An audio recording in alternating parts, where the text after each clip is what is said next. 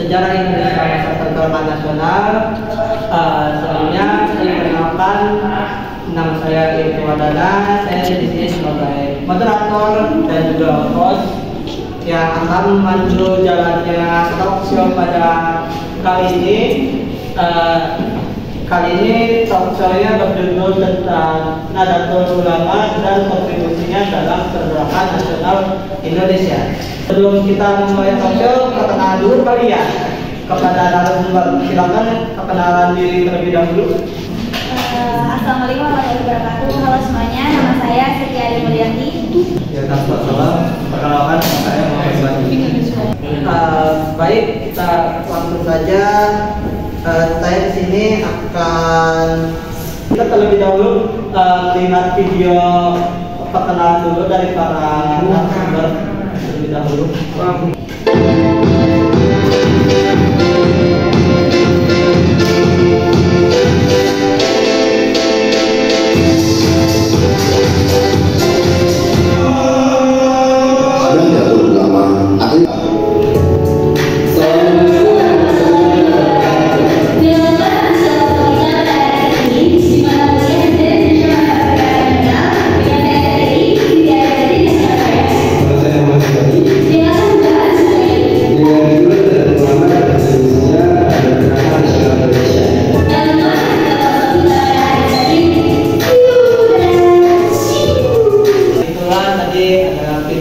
Pembukaan yang sangat menarik dari kelompok dari Nahdlatul Ulama ini.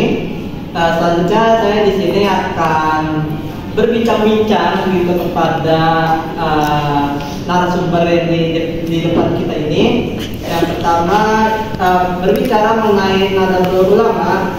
Tadi kita semua sudah mengetahui secara singkat gitu mengenai sejarah berdirinya Nahdlatul Ulama dalam menonton video pembukaan talk show. Tapi kita perlu tahu nih lebih jelas bagaimana sejarah berdirinya Nahdlatul Ulama dari pemateri yang di depan. Jadi gimana sih awal mula sejarah berdirinya Nahdlatul Ulama ini hingga bisa menjadi organisasi terbesar yang ada di Indonesia? Mungkin pada Siti ada yang mengganti. Nahdlatul Ulama adalah sebuah organisasi besar yang memang ada yang berdiri di Indonesia hingga sampai saat ini. Nahdlatul Ulama ini memiliki arti kebangkitan ulama gitu. Tepatnya berdiri pada tanggal 31 Januari 1926 menjadi tahun awal berdirinya organisasi ini begitu. Yang saat itu Kiai Haji Masyari yang menjadi ketua dari Nahdlatul Ulama ini. Nahdlatul Ulama ini menganut paham Ahlussunnah wal Jamaah, artinya orang yang berpegang teguh pada sunnah Nabi dan sunnah Khulafaur Rasyidin. Tentunya ini adalah akidah yang sangat baik gitu, karena mengikuti apa yang dilakukan oleh baginda Nabi kita gitu. Nah, pendirian Nahdlatul Ulama ini digagas oleh para ulama yang berasal dari Jawa Timur, Jawa Tengah, Jawa Barat hingga sampai dengan Madura. Nah, pada saat itu Kiai Haji Hasyim Asy'ari ini melakukan pertemuan di kediaman Kiai Haji Abdul Wahab Hasbullah. Pertemuan para ulama ini adalah ide inisiatif dari Kiai Haji Hasyim Asy'ari yang di dalamnya itu terdapat musyawarah gitu loh. Yang pertemuan itu adalah agama Islam tradisional waktu itu dapat dipertahankan dan dilestarikan. Jadi tujuan dari berkumpulnya para ulama-ulama ini yang tadi dari Jawa Timur, Jawa Tengah, Jawa Barat hingga dengan Madura yaitu untuk bermusyawarah gitu terkait pelestarian Islam secara tradisional dan yang ada di Indonesia ini. Tapi sebelum berdirinya Nahdlatul Ulama ini pada tahun 1916 sudah ada gitu beberapa organisasi Islam yang bertujuan menyatukan umat Islam dalam melawan kolonialisme seperti Nahdlatul Wathon yang memiliki arti kebangkitan tanah air, kemudian ada Nahdlatul Fikri, kebangkitan pemikiran, dan 2 tahun kemudian pada tahun 1918 itu ada usul mengenai ada Nahdlatul Tujur atau pergerakan kaum saudagar. Nah, dari Nahdlatul Fikri dan Nahdlatul Tujur ini menjadi awal mula munculnya Nahdlatul Ulama. Nah, ketika pada awal tahun 1926 adanya susulan nih mengenai praktik agama Islam tradisional di Indonesia demi melestarikan dan mempertahankan praktik Islam yang ada di Indonesia. Sementara itu yang dimaksud dengan Islam tradisional adalah menurut Muhammad Nur Iswan sampai sekarang ini sedianya ada 2 lembaga organisasi nih yang ada di Indonesia, yaitu Nahdlatul Ulama dan juga Muhammadiyah. Nah, apa sih yang disebut dengan Nahdlatul Ulama dan juga Muhammadiyah ini? Nah, Nahdlatul Ulama ini dapat diidentifikasi gitu atau diasumsikan sebagai suatu lembaga yang lahir dan berkembang yang anggota-anggotanya ini berbasis di daerah pedesaan gitu, sehingga kelompok ini sering disebut sebagai kelompok tradisionalis. Nah, akhirnya pola pemikiran keagamannya pun ditipologikan sebagai Islam tradisionalis. Nah, sedangkan untuk organisasi yang saya sebutkan tadi ya, yang paling terakhir itu adalah Muhammadiyah. Secara geologi lebih didasarkan pada masyarakat yang berbasis perkotaan. Bahkan pola pemikiran keagamannya pun dicap sebagai kelompok Islam modernis. Tadi kan sudah tahu ya perbedaan dari Muhammadiyah dan juga Nahdlatul Ulama. Kita lanjut pada cerita sejarahnya, yaitu diceritakan pada tanggal 31 Januari 1926 para kiai ini berkumpul gitu di kediaman Kiai Wahab untuk menentukan terbentuk suatu organisasi masyarakat Islam yang akhirnya lahirlah nih Nahdlatul Ulama atau kebangkitan para ulama, serta menjadikan tanggal 31 Januari 1926 sebagai tanggal lahirnya yaitu organisasi Nahdlatul Ulama yang dipimpin langsung oleh Kiai Haji Hashim Asy'ari sebagai ketua Rois Al-Absar yang pertama. Jadi begitu, mungkin ada tambahan gitu dari tambahan ya tentang pandangan hukum Islam bagi Nahdlatul Ulama. Hukum Islam pada MU ini tidak berpedoman pada Al-Quran dan Sunnah Nabi Muhammad saja, tetapi ditambah juga dengan kemampuan akal dan realitas fikih. Sedangkan dalam bidang fikihnya, Nahdlatul Ulama ini lebih cenderung mengikuti mazhab Imam Syafi'i, tetapi masih mengakui ketiga mazhab yang ada ini, kayak seperti Hanafi, Maliki, dan Hambali. Sementara dalam bidang tasawufnya mengembangkan ilmu Al-Ghazali dan Syekh Junaid Al-Baghdadi. Apa itu tasawuf? Tasawuf sendiri merupakan ilmu dalam agama Islam yang berfokus pada menjauhi hal-hal duniawi.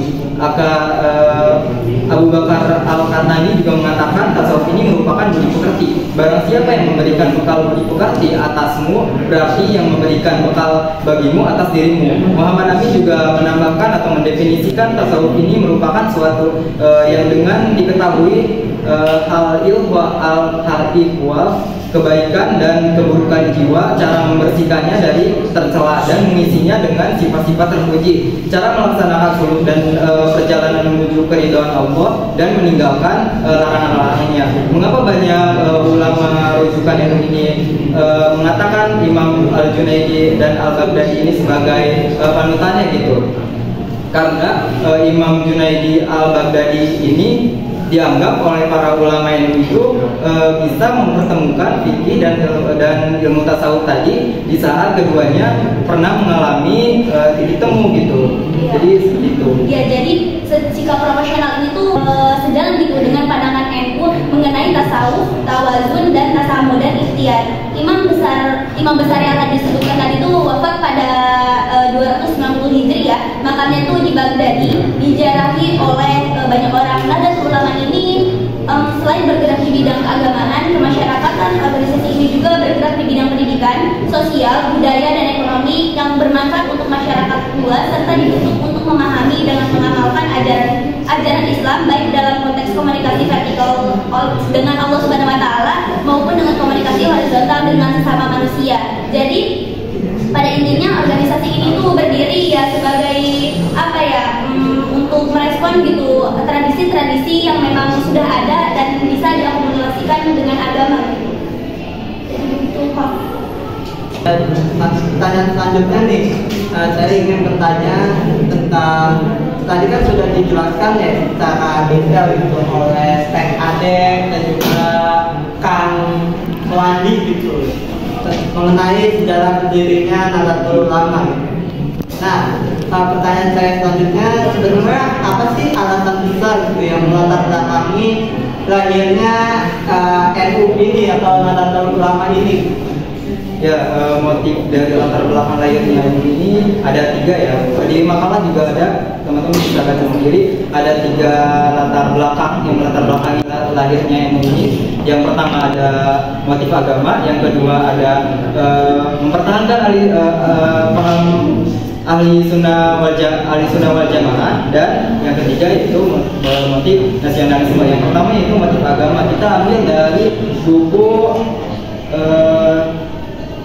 ambil dari buku sejarah terkemuka nih, yaitu Amir Syakib Al-Senal.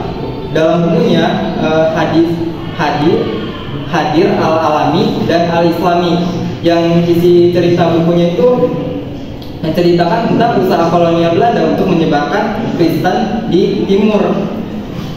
Nah, nanti di timur ini ada hubungannya nih sama Indonesia. Dia mengatakan pada 1931 ia menghadiri kongres kaum orientalis di Leiden, negara Belanda. Tetapi pada saat menghadiri kongres tersebut, ia dikejutkan dengan mendengar pernyataan salah seorang orientalis Belanda, yaitu Sauch, tentang rencana kristenisasi di timur termasuk Indonesia, bahwa perkembangan bangsa Belanda di timur tidaklah bermaksud semata-mata punya keuntungan material saja nih, tapi tapi yang telah banyak dimasukkan oleh Belanda. Dengan demikian ia mengembangkan keutamaan agama Kristen, tentang agama. Nah, setelah diketahui maksud sebenarnya penjajahan Belanda yang tidak cuma untuk menjajah fisik saja, tetapi lebih dari itu hendak menjadikan bangsa Indonesia yang mayoritasnya Islam waktu itu ya, yang masih Muslim, sebagian Indonesia itu masih Muslim, sebagai pengakar Injil. Maka para pemimpin bangsa, khususnya pemuka-pemuka agama, bangkit di mana-mana. Jadi terpacu gitu. Para ulama atau kiai ini secara terus-menerus mengorganisasikan pengikutnya untuk melawan kolonial. Pemberontakan bersifat lokal akhirnya terjadi di mana-mana. Karena tadi alasannya, tentu ini bukan berarti tidak mengakui adanya sebab lain yang mendorong kebangkitan mereka, yang mendorong jiwa mereka hadir. Tetapi di setiap pemberontakan yang dipimpin ulama atau kiai sudah barang tentu tidak lepas dari motif agama. Perlawanan para ulama atau kiai terhadap kolonial Belanda semakin keras ketika secara terang-terangan mereka atau pemerintah Belanda memperlakukan catering politik atau politik kebijakan menasranikan bangsa Indonesia di awal abad ke-20 Masehi. Ketika itu gubernur yang menjabat, yaitu Jenderal Belanda Hindenburg, secara tegas mengatakan bahwa dapat tetap dipertahankan tanah jajahan Indonesia tergantung buat sebagian besar dari kristenisasi rakyat di sini. Pernyataan itu kemudian diwujudkan dalam bentuk tindakan yang pemerintah Hindia Belanda memberikan bantuan secara besar-besaran, baik itu moral, material ataupun finansial kepada misi Katolik dan Zening Protestan. Misi dan Zening itu kemudian dia membangun sekolah-sekolah dan rajin pula memperhatikan masalah-masalah sosial kemasyarakatan, terutama pada berhubungan dengan kesehatan masyarakat dan pembangunan suatu rumah sakit. Dengan demikian, pemuka-pemuka Islam semakin bertambah besar, semakin bertambah marah gitu. Bayang-bayang akan terdesak dan terhapusnya ajaran Islam ini akibat ulah penjajah semakin merajalela gitu, semakin mengetahui pikiran mereka. Tetapi ya apa boleh buat gitu ya, kejadiannya udah terjadi gitu. Semua pintu tertutup untuk menghilangkan bayang-bayang tadi tersebut, menutup bayang-bayang buruk tersebut lah gitu. Kecuali hanya satu jalan, yaitu jalannya ya satu, cuma memberontak atau melawan gitu. Meski pada akhirnya perlawanan itu ya berakhir dengan kekalahan atau kegagalan, karena mereka sudah melakukan perlawanan tapi gagal lagi dan kegagalan itu selalu berpihak ke pribumi atau masyarakat Islam gitu. Nah, sejak itulah para pemuka Islam mulai memikirkan pentingnya cara-cara baru untuk menghadapi segala kemungkinan yang akan timbul akibat kebijaksanaan kristenisasi di Indonesia, di mana di awal abad ke-20 cara-cara baru itu mulai mendapatkan sosoknya. Para pemuka Islam mulai menghimpun kekuatan melalui dunia pesantren, lalu mendirikan organisasi-organisasi sosial keagamaan yang pada saatnya menjadi palu godam atau senjata bagi mengusir penjajah. Yang kedua yaitu ada nasionalisme. Selain motif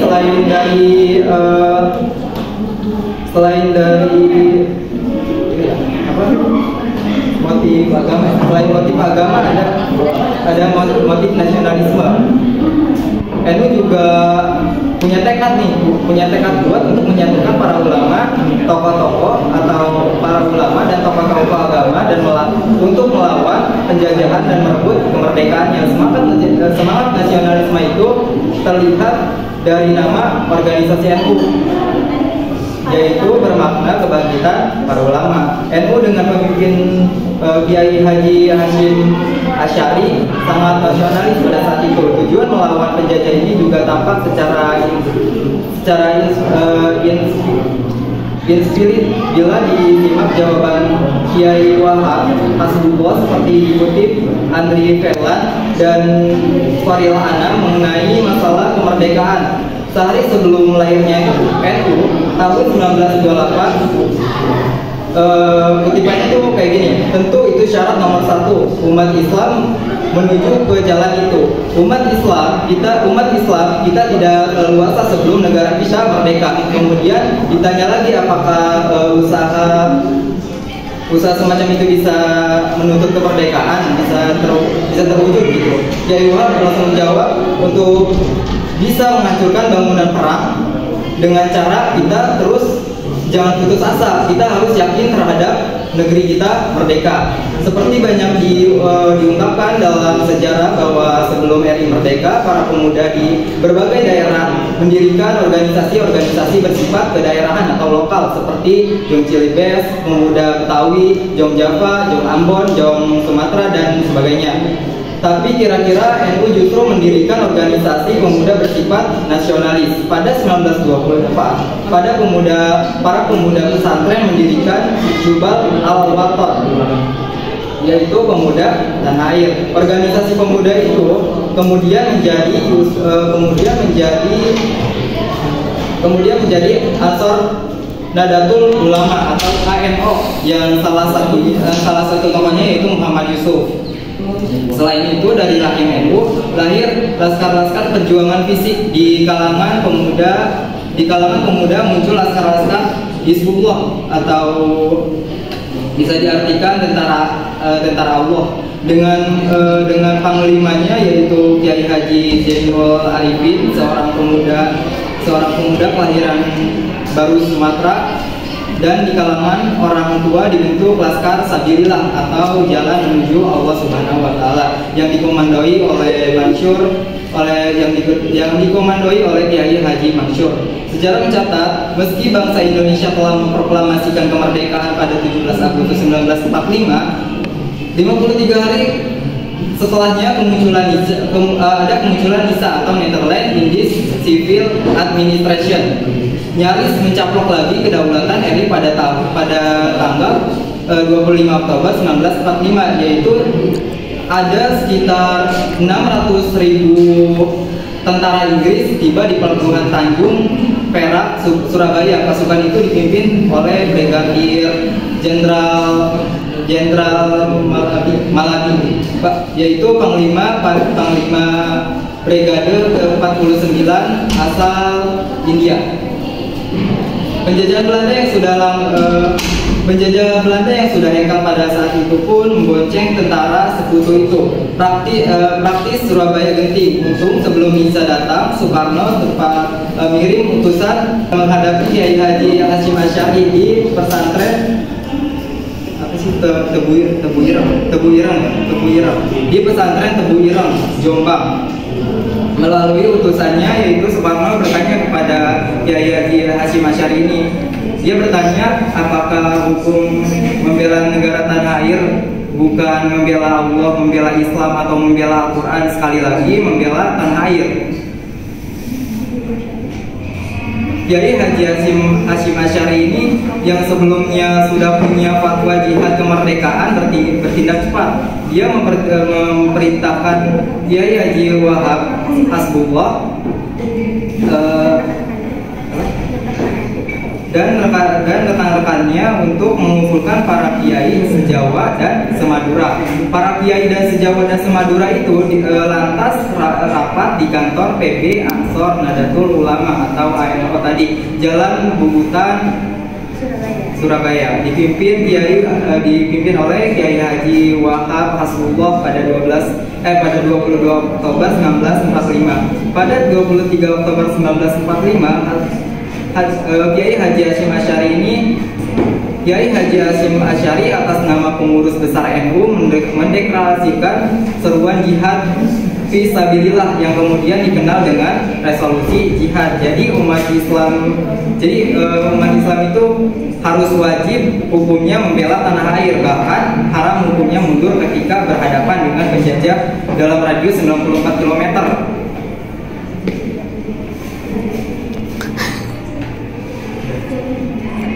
Tadi kan sudah dijelaskan ya, motifnya itu baru dua kan, dari agama kemudian ada juga nasionalisme. Nah yang terakhir itu ada motif mempertahankan paham Ahlussunnah wal Jamaah.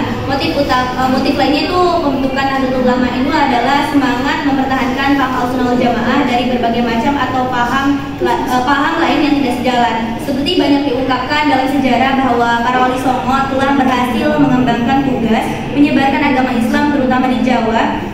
Pengaruh Islam ini bukan hanya masuk ke sendi-sendi kehidupan masyarakat, sehingga melainkan sekaligus menggantikan Buddha dan Hinduisme yang telah lama atau diyakini oleh masyarakat sekitar gitu loh. Namun dengan demikian kenyataannya menunjukkan masih ada gitu praktek-praktek atau keagamaan yang menyimpang dari ajaran Islam yang sungguhnya. Masih selalu banyak dijumpai kegiatan keagamaan yang berbau animasi. Herje dari Belanda menilai hal itu wajar gitu, karena Islam yang mulai masuk ke Indonesia melalui Persia dan India, keduanya merupakan tempat Islam bercorak tasawuf dan mistik, maka perkembangan lebih berorientasi dengan budaya setempat, sehingga corak Islam ini di Indonesia lebih berbau sinkretik dan animasi. Jadi menurut Khairul Anam, pendapat Herje ini, benda ini tuh tentu patut dihargai sejauh tidak diperlukan menilai kapasitas maupun kualitas para mubalik membawa dan menyebarkan agama Islam di Indonesia, khususnya wali songo, sebab bila harus menilai pasti akan terbentur pada suatu pertanyaan, apakah para mubalik setingkat wali songo itu tidak tahu atau belum tahu mana yang budaya dan mana pula yang ajaran Islam, atau adakah mereka yang memang sengaja memberikan agar perkembangan Islam bercorak sinkretis dan animasi ini, lantas apa maksudnya gitu? Pada dasarnya wali songo ini gitu mengetahui gitu antara budaya dan juga agama begitu. Nah makanya dari sinilah Nahdlatul Ulama ini berdiri untuk salah satu motifnya itu untuk mempertahankan paham Ahlussunnah wal Jamaah gitu, agar praktik-praktik kebudayaan yang memang menyimpang ya memang tidak dibenarkan oleh agama Islam memang tidak boleh gitu, tidak boleh terjadi. Makanya pengen berfokus pada paham tersebut gitu loh. Nah, Muhammad Rashid Ridho lahir di desa Kalimantan termasuk wilayah. Dengan demikian yang ingin ditegaskan di sini bahwa lahirnya NU adalah karena pembelaannya terhadap paham Ahlussunnah wal Jamaah yang menjadi serangan karena perkembangan ajaran Wahabi yang banyak membid'ahkan, menganggap syirik, amalan-amalan dan keyakinan dianut ulama pesantren selama itu. Jadi protes NU lebih ditujukan kepada orang-orang yang memang masih mengembangkan budaya-budaya yang memang dulunya sudah ada, namun yang memang disebutnya itu nggak masuk itu dalam ajaran Islam, masih bersifat syirik dan lain sebagainya, yang memang bisa menyekutukan Allah Subhanahu Wa Taala. Oke, mungkin cukup. Terima kasih dan Ade dan juga Kak Wati. Pertanyaan saya selanjutnya, kira-kira apa sih yang menjadi dasar perjuangan dari Nahdlatul Ulama itu sendiri gitu, hingga mau gitu berjuang dalam pergerakan nasional Indonesia. Saya pikir pada adik. Ini kan memang judulnya Nahdlatul Ulama dalam pergerakan nasional Indonesia gitu kan. Nah, pasti apa sih itu dasar dari perjuangan Nahdlatul Ulama ini gitu, hingga ingin berjuangkan dalam pergerakan nasional Indonesia. Dalam setiap pergerakan gitu, Nahdlatul Ulama selalu mengutamakan kepentingan bangsa, negara yang saling terpenting selalu dilandasi oleh syariat Islam gitu, dan nilai-nilai keislaman serta didasari oleh nilai-nilai semangat nasionalisme yang tinggi. Dalam hal ini gitu bisa dilihat dari bagaimana latar belakang berdirinya Nahdlatul Ulama, seperti yang sudah saya jelaskan tadi di awal yang mengenai sejarah berdirinya Nahdlatul Ulama ini. Bagaimana gitu peranannya begitu besar dalam memperjuangkan kemerdekaan dan mempertahankan keutuhan NKRI di Indonesia gitu. Kiai Haji Hashim Asy'ari sangatlah menjunjung tinggi nilai-nilai kebangsaan, nasionalisme berdasarkan syariat Islam dan Al-Sunnah wal Jamaah yang tadi sudah dijelaskan. Kontribusi Nahdlatul Ulama pada masa penjajahan Belanda dapat dilihat dari keputusan Muktabar atau pertemuan besar Nahdlatul Ulama yang kedua di Banjarmasin pada tahun 1936, menentukan bahwa kehidupan Hindia Belanda sebagai Dar al-Salam yang menegaskan keterkaitan Nahdlatul Ulama dengan nusa bangsa. Meskipun kenyataannya gitu, peraturan yang berlaku tidak menggunakan ajaran Islam sebagai dasarnya, namun sebenarnya Nahdlatul Ulama ini tidak mempermasalahkan hal itu gitu loh. Yang penting ketika umat Islam ini melakukan ibadah tapi tidak terganggu gitu loh. Jadi ibadah-ibadah yang memang dilakukan oleh umat Islam ini tidak terganggu sama sekali oleh kolonial Belanda gitu. Nahdlatul Ulama juga berpandangan bahwa perjuangan jihad ulama dalam mengusir penjajah yang sebenarnya adalah tuntunan ajaran agama Islam yang harus dilakukan oleh setiap umatnya. Jadi seperti yang sudah dijelaskan gitu, bahwasannya tadi juga Soekarno kan menanyakan bahwasannya wajib nggak sih untuk membela tanah air, bukan agama, bukan apapun itu, tapi membela tanah air. Jawaban dari Hashim Asy'ari adalah wajib hukumnya untuk membela tanah air, meskipun meskipun menurut Kiai Haji Asy'ari ya, jihad yang dilakukan oleh ulama dan santri ialah bentuk jihad membela tanah air, bentuk cinta kita terhadap tanah air, kemudian atau bisa disebut hub al-waton yang dimaknai sebagai jihad fisabilillah, karena upaya perjuangan dalam mempertahankan dan menegakkan negara Indonesia dalam pandangan hukum Islam merupakan bagian dari kewajiban agama yang harus dijalankan umat Islam. Nah, Kiai Haji Asy'ari juga jihad ini menurut Kiai Haji Hashim Asy'ari, jihad adalah salah satu amalan besar dan penting dalam Islam. Jihad ini memiliki keutamaan yang sangat banyak sekali gitu. Tentunya menjadi kewajiban setiap umat Islam untuk berjihad ketika diperangi oleh orang kafir. Oleh karena itu, menurut Kiai Haji Hashim Asy'ari, dalam konteks melawan penjajah memberikan fatwa jika hukumnya wajib atas seluruh orang yang ada di Indonesia oleh jajahan penjajah kafir, yang memang menurut mereka tuh penjajah-penjajah ini adalah orang-orang kafir. Jadi hukum untuk melawan penjajah yang datang ke Indonesia itu dia mengeluarkan fatwa bahwa wajib. Hal ini tuh bukan tanpa alasan gitu, bukan kayak si beliau ini mengatakan bahwa wajib tapi tanpa ada dasar apapun. Dia tuh dasar dalam mengeluarkan fatwa tersebut ada dalam Quran surat Al-Baqarah ayat 190, bisa dilihat sendiri. Itu menjadi dasar dikeluarkannya fatwa bahwa wajib untuk membela tanah air. Jadi begitu. Terus kan kontribusi Nahdlatul Ulama ini kan cukup besar ya gitu untuk mewujudkan keinginan seluruh rakyat Indonesia gitu, yaitu terbebas dari belenggu penjajahan gitu dan mendapatkan kemerdekaan. Nah, pertanyaan saya itu bagaimana sih pola Nahdlatul Ulama ini atau NU dalam pergerakan nasional Indonesia terutama pada zaman kependudukan Belanda?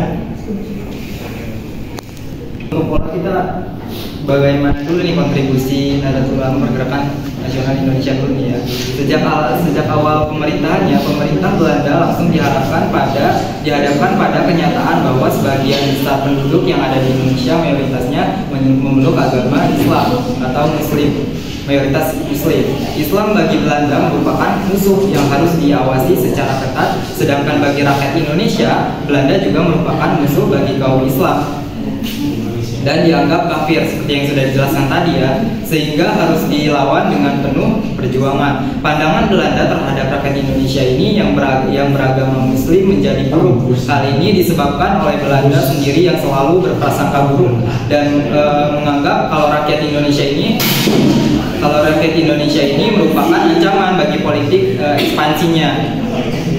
Demikian juga dengan rakyat Indonesia juga sama, mereka sama-sama memandang buruk, menganggap kalau bahwa Belanda itu merupakan ancaman dan musuh bagi ekspansinya di segala bidang, sehingga rakyat Indonesia berusaha untuk melepaskan diri dari cengkraman pemerintah kolonial Belanda. Pemerintah kolonial Belanda mengeluarkan suatu kebijakan yang berkaitan dengan Islam dalam rangka memperkuat kekuasaannya. Kebijakan lainnya dalam rangka mengurangi kekuasaan Islam di Indonesia yaitu merupakan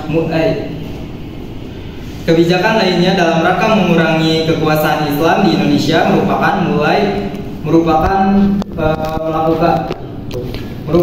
melakukan penyebaran agama Kristen oleh misi-misi mereka yang tujuannya agar penduduk pribumi menjadi Kristen, sehingga kedudukan Belanda di Nusantara menjadi kuat. Lalu hal itulah yang mendorong para pejuang pergerakan nasional dan kebangkitan ulama untuk melawan dan mengusir penjajah yang ada di Indonesia. Karena kebijakan dari Belanda itu yang memberatkan masyarakat pribumi gitu.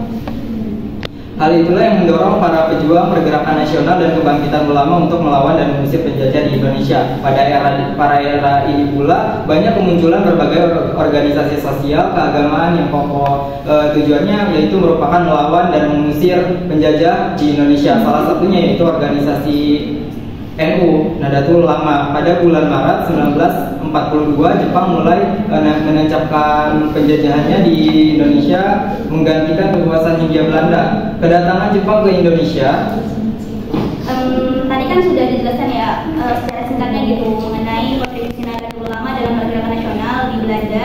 Nah di sini pada saat itu kan Belanda sudah datang ya, karena ada kristenisasi di situ di bawah Belanda dari Portugis hingga Belanda.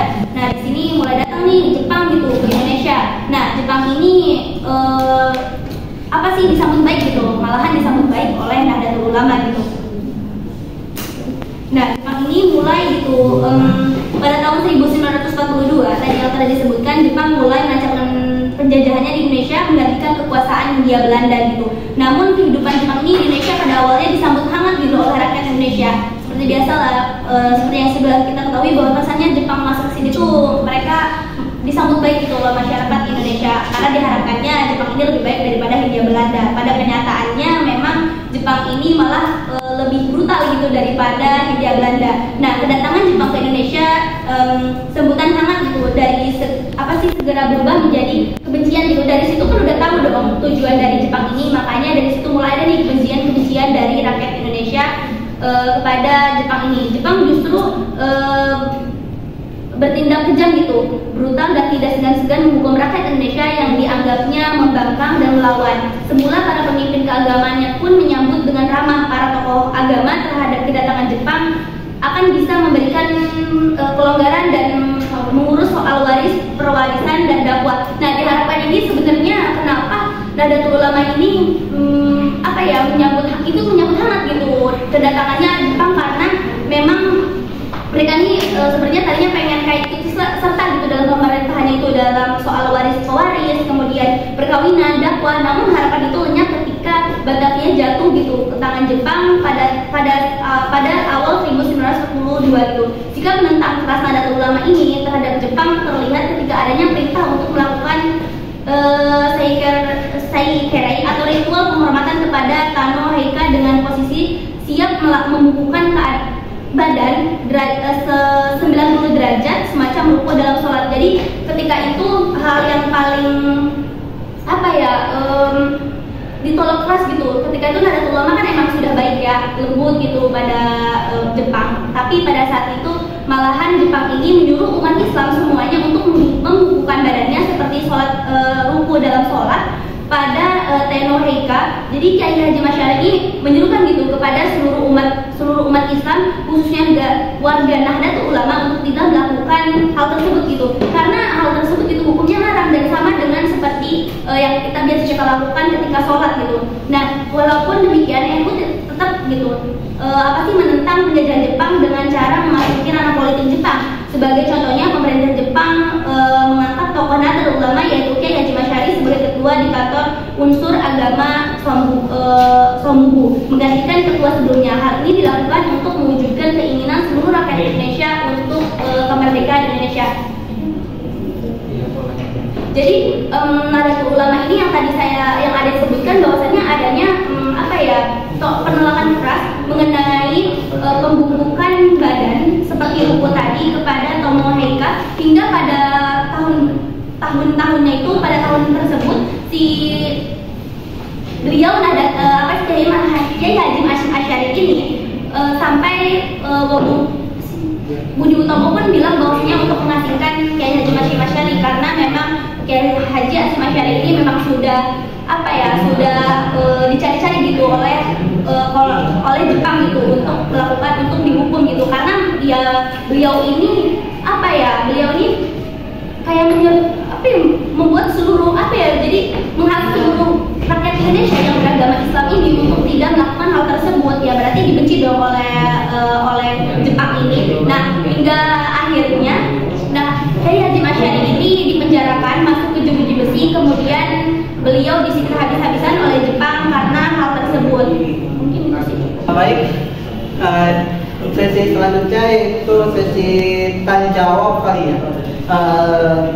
Silakan kepada para penonton ataupun audiens itu yang ingin bertanya. Ahmad Dahlan dengan Kiai Haji Masyari ini memiliki pandangan yang berbeda dalam Islam, seperti hal sumber dua organisasi yang berbeda. Nah, padahal yang kita ketahui pada pertemuan sebelumnya, mereka ini pernah menimba ilmu di perguruan yang sama. Ya, terima kasih.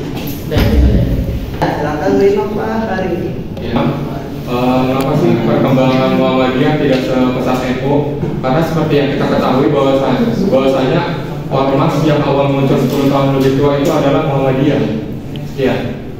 Kan kita sebagai tahu ya, Nahdlatul Ulama ini kenapa bisa gitu sangat diterima oleh masyarakat umum Indonesia, yang notabene itu masyarakat kan yang bukan dari dalam pesantren atau pendidikan formal Islam. Padahal kan sebelumnya masyarakat sudah mendapatkan pengaruh dari organisasi Muhammadiyah. Terima kasih, saya mau terus. Bukan terlebih dahulu kali untuk sesi pertama kali ini, apakah langsung dijawab oleh narasumber atau ice breaking dulu aja.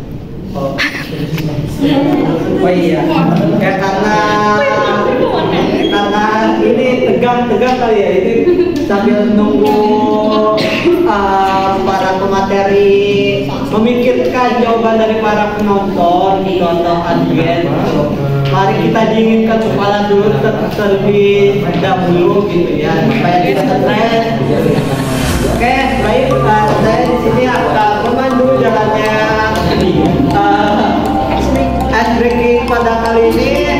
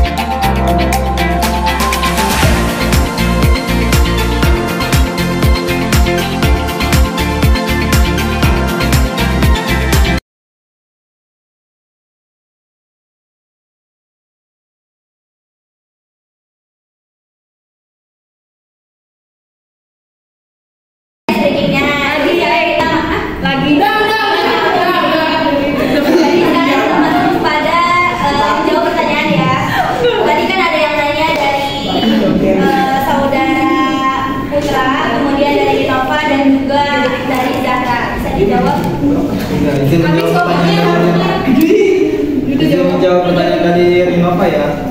Pertanyaannya mengenai kenapa perjalanan NU itu lebih pesat daripada Muhammadiyah. Yang seperti kita tahu Muhammadiyah itu lebih tua gitu daripada NU. Muhammadiyah ini sejak awal didirikan memang terkenal dengan gerakan pemurnian atau purifikasi yang cocok dengan daerah, kota, atau perdagangan. Sementara itu lebih akomodatif terhadap kultur yang memang sudah ada di negeri ini. Jadi itu udah beda tuh. Nah, oleh karenanya Muhammadiyah ini terkenal dengan sekolahnya, sedangkan NU dengan pesantrennya yang memang jiuni ada di negeri ini. NU ini sangat mengerti tradisi dan kebiasaan orang Jawa yang masih lon alon namung kelakon dibandingkan Muhammadiyah yang progresif, sehingga Muhammadiyah pada awal pendiriannya banyak yang menentang, termasuk abdi dalam karaton. Muhammadiyah disibukkan dengan dakwah amal usaha, sementara NU sibuk dakwah kultural, sehingga NU lebih banyak diterima dibandingkan Muhammadiyah. Tapi dari NU maupun Muhammadiyah sama-sama berkontribusi di pergerakan Indonesia. Cuman beda aja gitu. Iya, karena menyambung ya, karena kenapa Nahdlatul Ulama lebih besar gitu? Karena Nahdlatul Ulama ini bergeraknya di karena tadi yang sudah dijelaskan bahwa kalau Nahdlatul Ulama itu lebih ke tradisionalis gitu istilahnya. Dan mereka tuh ya sasaran mereka tuh orang-orang yang ada di desa gitu. Sedangkan kalau misalkan Muhammadiyah itu dipologikan sebagai organisasi modernis gitu. Makanya di Nahdlatul Ulama ini mereka kayak menerima gitu tradisi-tradisi atau kebudayaan masyarakat yang memang sudah ada sejak dulu gitu. Makanya Nahdlatul Ulama ini cepat gitu berkembang pesatnya karena hal itu, karena Indonesia kan memang multikultural ya, dari segi kebudayaannya pun banyak gitu. Cuma yang memang balik lagi kebudayaan memang tidak sesuai dengan syariat Islam gitu Pak. Pertanyaan.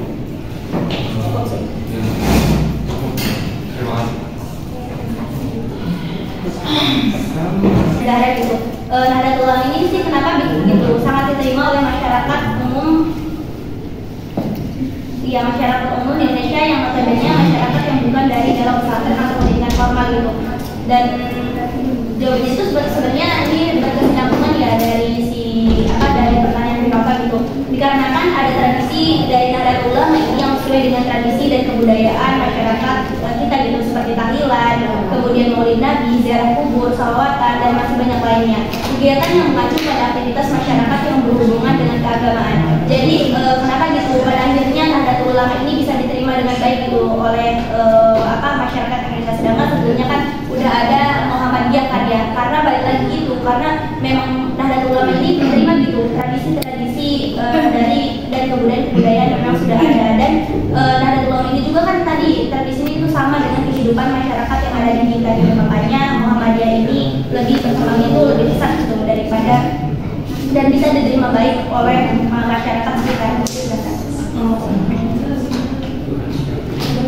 Ya, izin jawab pertanyaan dari Putra ya tentang mengenai kenapa Ahmad Dahlan sama Kiai Haji Hasyim Asy'ari ini berbeda pandangan gitu dalam Islam. Kayak kenapa harus bikin dua organisasi yang berbeda? Padahal seperti yang kita ketahui, kedua orang tersebut sebenarnya memiliki hubungan erat atau memiliki perguruan dalam satu pesantren ya, dalam satu sejarah. Ahmad Dahlan dan Kiai Haji Hasyim Asy'ari ini memiliki perbedaan pandangan dalam Islam yang menyebabkan mereka mendirikan dua organisasi berbeda. Yang pertama, perbedaan ini muncul setelah mereka bertemu pada guru-guru saat meminta ilmu di Arab Saudi. Setelah tiba di Mekah, Kiai Haji Hasyim Asy'ari sangat menyukai hadis, sementara Ahmad Dahlan lebih tertarik pada pemikiran dan gerakan Islam. Hal ini yang menjadikan faktor membuat mereka memiliki kecenderungan dan berbeda dengan memahami dan mengamalkan ajarannya. Nah, di situ udah berbeda tuh. Setelah meminta ilmu di Mekah, keduanya kembali ke Indonesia dan mendalami ilmu agama mereka. Ahmad Dahlan mendirikan Muhammadiyah pada 1912, sementara Kiai Haji Hasyim Asy'ari mendirikan NU.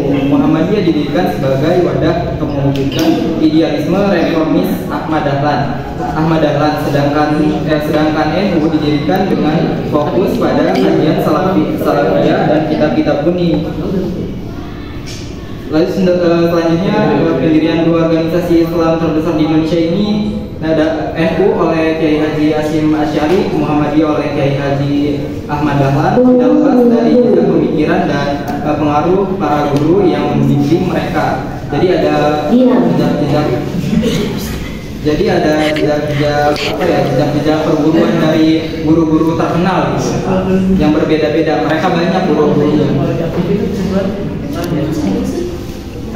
Pokoknya dari dalam perjalanan hidup,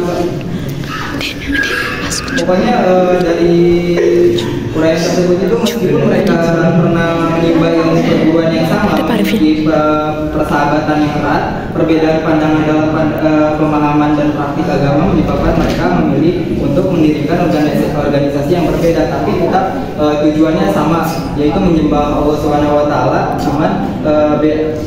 Cuman yang membedakan itu caranya aja, caranya yang berbeda, tapi tujuannya sama.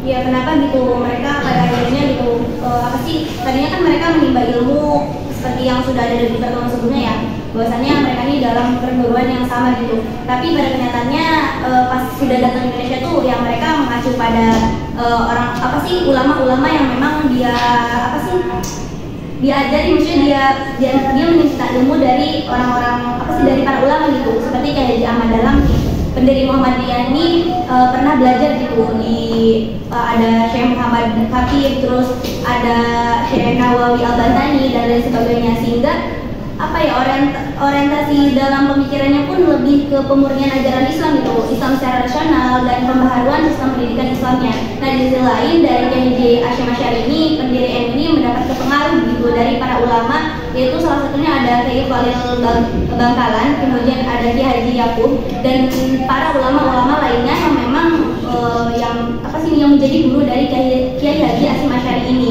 yang orientasinya pun lebih ke apa ya, lebih ke tradisionalis gitu keagamannya, yang diterapkan oleh guru ini itu mencakup pengajaran fikih mazhab Sunni, terutama mazhab Syafi'i, penekanan pada pendidikan tradisional pesantren. Kan kalau tadi dalam apa sih, Muhammadiyah itu kan lebih ke pendidikannya itu ada pembaruan gitu. Kalau misalkan di NU ini mereka lebih menekankan pada saat itu ya, itu tradisional, yaitu pesantren dan praktik tasawuf dan tarekat, serta pemahaman lebih memahami mengenai Ahlussunnah wal Jamaah ini, sehingga perjalanannya pun mereka mendirikan dua organisasi yang berbeda, tapi tetap sama gitu, tujuannya itu untuk beribadah kepada Allah Subhanahu Wa Taala. Jadi begitu, teman-teman.